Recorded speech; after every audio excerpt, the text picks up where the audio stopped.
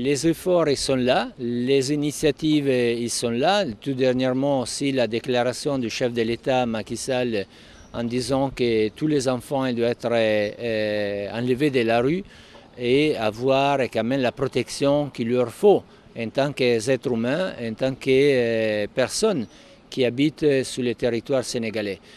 Malheureusement, les instances institutionnelles et les mécanismes législatifs sont là. Il y a aussi des feuilles de route et des stratégies nationales pour mettre fin à ce flux, mais les efforts, il faut être quand même qu'ils soient accompagnés pour une véritable volonté politique avec des actions concrètes.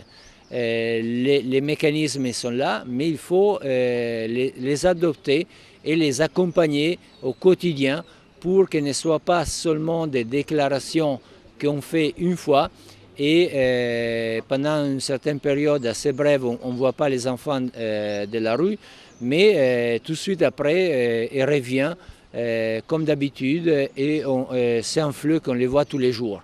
Et ça, c'est quelque chose que pour un pays comme le Sénégal, qui porte les flambeaux d'un pays démocratique et respectueux des droits de l'homme, il faut que quand même il y a une véritable action de mise à fin définitive de ce problème. C'est un vrai problème des droits de l'homme.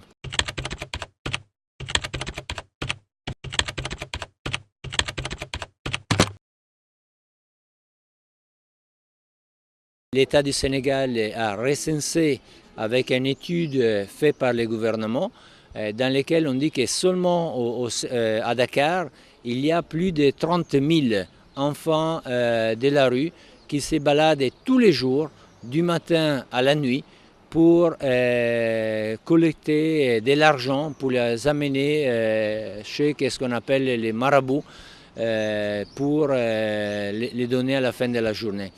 Les efforts que nous faisons, c'est un effort d'accompagnement institutionnel, un accompagnement technique avec des expertises et des connaissances que nous mettons à disposition de l'État, et en particulier avec l'appui bilatéral de la coopération italienne, avec un appui aussi financier assez important.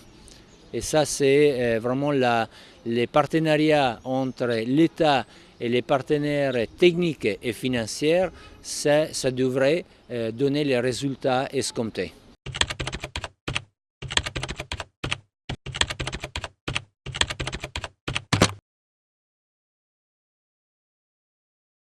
L'enjeu majeur, c'est le fait que ça fait part de la culture et de la tradition du pays, mais je dirais aussi de la région. Mais c'est des pratiques, si vous voulez, qui ne correspondent pas aux droits des enfants, parce que je ne pense pas qu'une personne sénégalaise puisse accepter de voir tous les jours des petits-enfants de 2 ans, 3 ans jusqu'à 8, 10 ans se balader dans la rue sans chaussures et sans rien faire d'autre qu'être exploités pour ramasser cet argent qu'il doit obligatoirement amener à la fin de la journée chez les maîtres, si vous voulez, et l'argent n'est pas assez suffisant. Ils sont aussi victimes de violences physiques et plutôt aussi psychologiques. Qu'est-ce qu'il faut aussi reconnaître? C'est que les enfants d'aujourd'hui, qu'est-ce qu'on appelle les talibés ou les enfants de la rue, c'est quand même les adultes, ils vont devenir les adultes de demain. Alors, est-ce que les citoyens formés, qui vont grandir dans ce cadre d'éducation et de formation, ils seront des bons citoyens respectueux de l'État et de la forme du droit civil sénégalaise.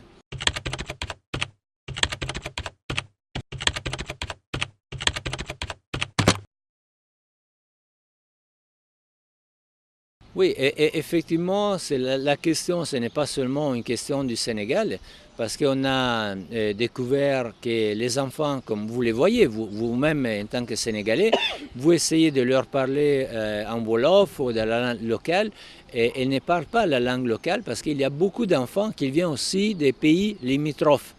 Alors il faut quand même limiter cette flux d'enfants qui viennent d'autres pays limitrophes du Sénégal qui vont être exploités au Sénégal.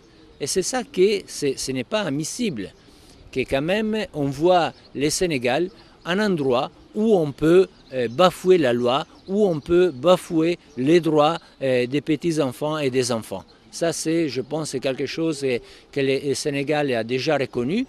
Les chefs d'État s'est prononcé publiquement. Il faut quand même un suivi avec des actions concrètes au niveau national, mais aussi au niveau régional.